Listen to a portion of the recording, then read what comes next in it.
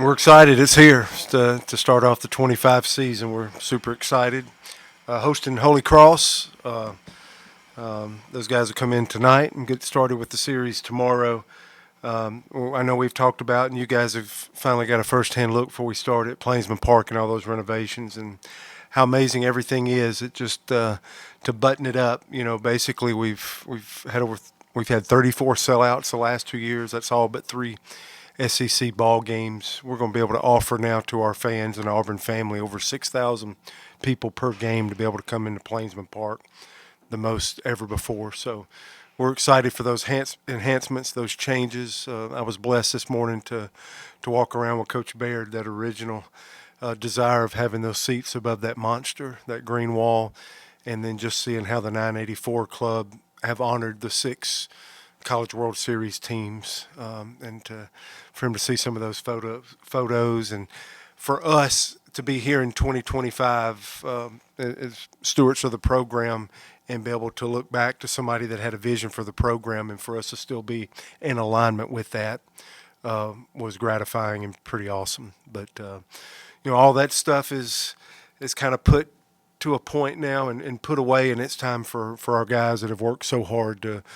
come out and start this 25 season and, make a push to try to get to Omaha 3 times recently and to hopefully get a third regional at Plainsman Park. That would be pretty neat. And so we're going to aim as high as we possibly can and start that journey tomorrow. Butch, we were thinking about it yesterday, just looking back. I can't recall the last time your opening weekend, you're going to go with 3 guys that weren't even on the roster last year. I know you're excited about these guys. Just talk a little bit about that kind of thing. We are, and I think I've advertised to you guys what's most important for us and what would be the one thing that can get us back to being competitive at the highest level, and we said strike percentage. And I don't really know what the guys were throwing. I have immersed myself into this. So, in the past, I feel like people say, what's he throwing? I go like 92, 93. Now I don't know. Now I can tell you if it's 67 or 68.34% strikes. And I love that. That's always been important to the game and usually good at what you focus on. And those 3 guys are not just those guys won the race. Those guys won the game of driving strike percentage, and especially our Friday and Saturday night starters with Fisher and Dutton. That was 68% strikes overall and 67% strikes. So that's what our team needs to see. That was our focus. That's what our fans want to see is, a couple of guys go out there and try to start a game and fill up the strike zone. Really don't have to do anything different. Just do what they've been doing for a consistent period of time to earn this opportunity.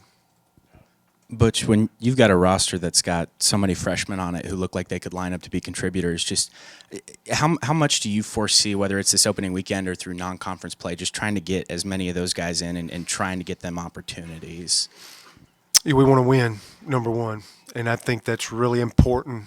It's never not, but I think it's really important now to get a rhythm going if we can.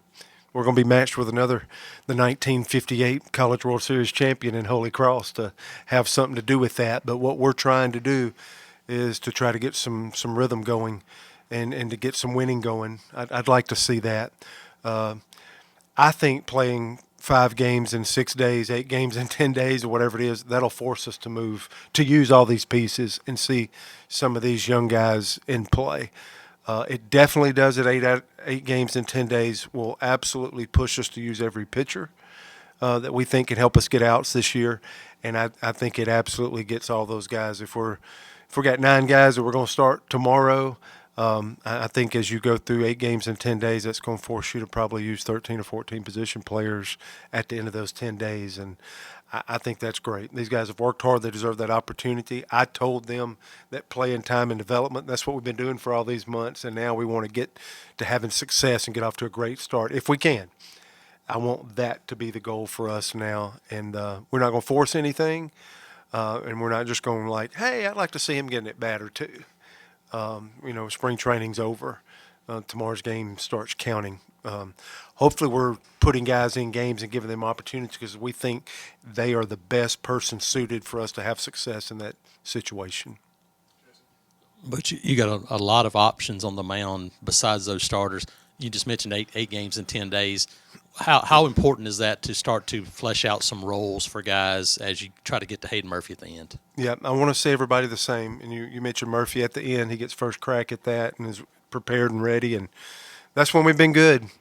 Really not just my time at Auburn. That's when I've been good at anywhere over these 4 stops in the SEC when you have a Blake Burkhalter type or you have a Cody Greenhill type or you have an SEC saves leader like Holder or you have a Will Startup. I just think back to the years. Catching's always really important and really somebody at the back end of the ball game. And if you'd say from last year's club, what would make the biggest difference? You know, when you get to the 7th, 8th, and 9th, every run, every 90 feet you give up, there's sincere consequences. That's what the ball club learned last year, and you just can't give up runs late. Your percentages of having success and winning go way down. So the teams that have understood that and the teams that had somebody there that can close and finish, you can see the difference. And we think Hayden has grown and gotten into that point where he's absolutely rock solid and ready to be that guy for us. That would help a ton. But you know, a couple lefties that come to mind with that strike percentage still in mind is a Carson Myers that had a few starts, played every role, but I love him in that middle role as a left-hander coming in and rolling through the middle innings. Jackson Sanders, we're so excited. One of those freshmen that we just think he has a pitch or two that's real. And we think he gets ready quick, kind of like John Armstrong does for us. Can come in and just shove it in the strike zone, a couple lefties. And, you know, I'm thinking about Alvarez. It'll probably get a start. But, you know, if he don't start till potentially Wednesday, maybe we could get him an inning and get his college career started because, again, he's driving strike percentage. Tilly, Watts, those are guys that I'm thinking about. There's that long relief that we've trained as a starter and got them to 40, 50 pitches. And then, you know, I'm feeling like some trusted guys have taken a step. Parker Carlson, Ben Shore, John Armstrong's been around for a while. Can those be 3 pieces that can get us in and out of an inning or a jam or a wipeout to turn it over to some of these long pieces or to get it to Murphy in the back end? Butch, what's sort of the plan at right field and DH for this weekend? I would say what we're rewarding, you know, I talked about running home to first, but at the end of the day in construction of a lineup, I think what we're trying to do is to protect our best hitters. Is it our 9 best hitters? I don't know. I guess the goal would be what we're going to do in the starting lineup are the guys that we thought defined having above average SEC glove and bat, both, not just toting one of the 2 skills. So that's how we'll start. I think Ike will be behind the plate, McMurray at first, just tomorrow's lineup, if you will. Snow or Fabian going back and forth. One's at second, one's at short. Guevara at third. Back and forth with Blue and Carter being center field, left field, and then that right field was kind of going to be a revolving door. We're going to see a right-handed starter. So Bub Terrell swung it great. He's actually had some great left-handed bats and has just played defensively. So I feel like that's our best way to cover 3 acres and still try to produce and have a dominant offense. And we're definitely going to try to put our high strike percentage throwers out there for the vast majority of game 1. DH still. We love the flexibility. We love his track record of all the guys he's knocked in for a couple of years. I love the switch hitting when you start talking about protecting and guys starting to flip and go to left-handed. It allows us to split that up. I feel like Guevara, right-handed bat that's hit the ball so good, can just get in between Ike and McMurray and Ballou and Terrell, you know, as we put some link to those left-handers throughout the lineup. So still get the first crack at that tomorrow. For your catchers, especially Ike and Cale, how much would you like to see those guys call their own games this year, Butch? Yeah, 100%. All of it. I think we help, like traditionally when we've done this in the past with the run your own show concept, we're still there to help. I think the running game is the biggest way that if you're going to have pitchers and catchers calling their own game, that the coaching staff can help maybe in a premium situation, rarely, sometimes. if you feel like a guy just hadn't been in that situation enough, or we seeing something glaring over there. But I think it's mainly with the running game. Good time to pick here. You feel like a catcher that feels all that weight of his shoulders where he's calling the game. I think sometimes with the running game is the biggest way you can help them of like pick here, pick there. You should be in. And what we do is we do patterns and we do, categorizing runners. So we've prepared. These guys have been, instead of just practicing and just waiting for us to show up and be the brain, we've tried to teach them what the brain's supposed to look like and put this in different categories. So my goal, I guess, of doing this in the past, and hopefully we get better with it, which we will, which we always have. But I guarantee you there'd probably be 10 or less pitches.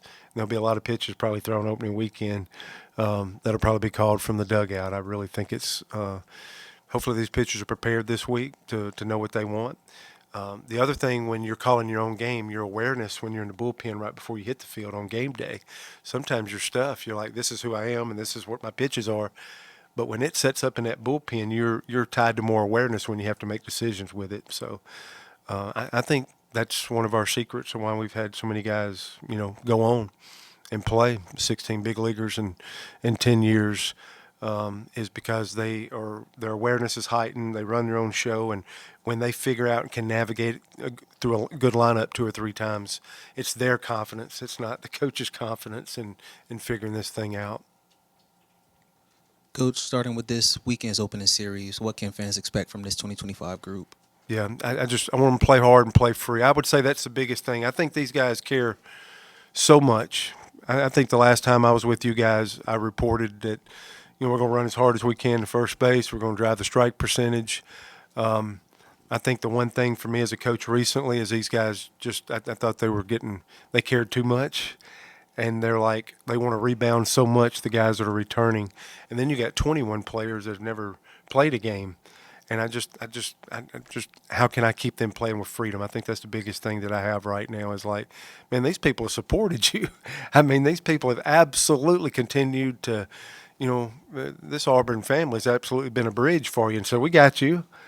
And I want them to find the freedom in that and play their best baseball. Anything other where they feel like they got to show something or do something extra and squeeze a little bit tighter is not going to be the outcome that we want. So I would say me and Gabe and Carl and Tiford and Fox, the biggest thing I've been talking to them the last week is like, man, keep these guys freed up because I'm 54 and will still feel the butterflies of an opening day because it's awesome. It's beautiful.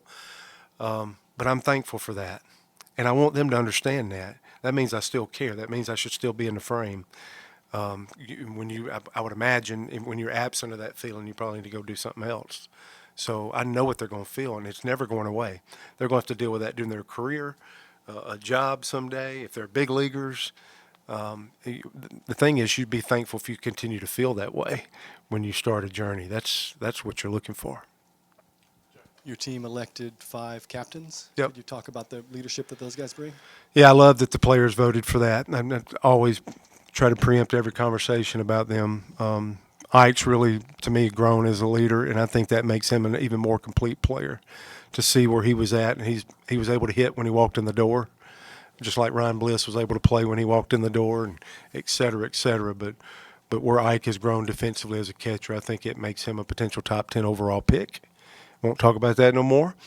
But to me, it's the leadership stuff as a head coach to allow him to be able to run their show. I mean, there's no way I would have given him that 2 years ago, and he sat behind a good guy like Nate LaRue and learned a lot of that. And he saw Nate be able to do that at a very high level. So he's embraced that. He's been begging for that, wanting that. So he's been an amazing leader and was a landslide, probably got our most votes. Cooper McMurray coming back for a 3rd year has just put up numbers, but he's always been a leader, just natural born. And Fabian would be in that group. Fabian in his 2nd year. Sometimes when you're first year coming from another program, you're like, I can't just walk in the clubhouse and take over. Now he's comfortable because he's got all those gifts like Coop does, but now he's comfortable, I think, in his 2nd year. And then, Parker Carlson and Ben Shore. Ben Shore hadn't pitched a whole lot, but, he's one of the most important people in our program. Those players would absolutely run through a wall for him and what they think about Ben. And Parker's the same way. Parker's a guy that's just absolutely persevered, and both those guys got appearances, and both those guys, like I mentioned a while ago, I think can really help us. But I'm not going to allow these 5 to miss the mark of what that is to be a legacy member. They're going to have to think about others, and I think if they can really dive into thinking about everybody on the team, that might take a little pressure off themselves and what they're trying to do. So I'm ecstatic about those 5. Butch, you mentioned Coach Baird. No, he was around for kind of the initial renovation in the 90s at Plainsman Park, but just as you've gone through this process since it got approved and constructed and now you're here, just what has it been like in conversations with Coach Baird, just being 2 of the coaches who have been around for some of the biggest overhauls in the history of this facility? I mean, he's had a hand in the program the whole time I've been here.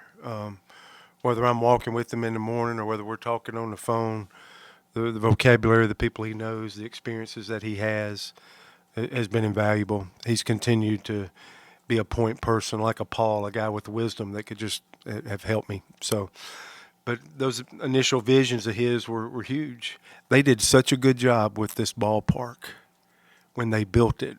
We were able half of our league has spent twice as much money the last 6 or 7 years. Half of our league has spent twice as much money as we just invested because the world's changed and all these different things. So we're able, because this was built so good, that we didn't have to start over. And when you guys just toured and looked at the 984 Club, it looks like it's been there forever. That's how good a job they did. And like I said, just that vision of getting those seats above the monster of something that he wanted, I thought it was important. It's been rainy a little bit the last couple of days. I'm so glad we were able to do that on a beautiful morning before the season started. But etched in stone. Coach Nix, I mean, that's the other guy that's got a couple of World Series before Coach Baird there. Our mayor come out yesterday morning, hadn't been out a lot because his dad and baseball was such a big deal to him. It's been hard to walk back through the door. Him walking back through our door and seeing all this stuff, I get a good seat to see some of this stuff, and it's amazing and it's special for me to be able to do that. So I want everybody to feel like we're good stewards. It was built so good the first time that I think they stretched this. Our players got some stuff out of it, student athletes. The premium spaces are gorgeous, the drive-by all the way around, but I still, Stone did an amazing job, CDFL did an amazing job. And I thought for what we were dealing with, we got an amazing facility. And we're not trying to be like others. The best version of us is what we got with this iteration, and that's good enough for all of us.